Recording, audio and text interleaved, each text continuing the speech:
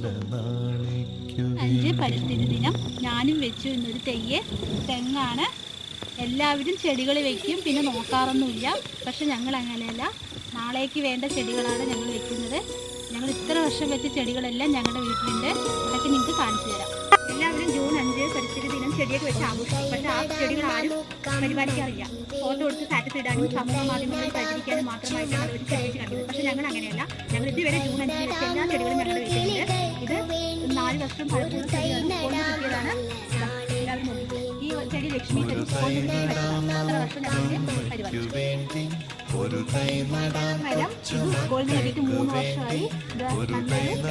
ചെടിയായിട്ട് മാറിയിട്ടുണ്ട്. 5 വർഷമായി മരമാണ്. ജൂൺ 5 വെച്ചതാണ്. ആരുമായി ഇപ്രാവശ്യം നമുക്ക് നിറയെ കായ്കളൊക്കെ കിട്ടി.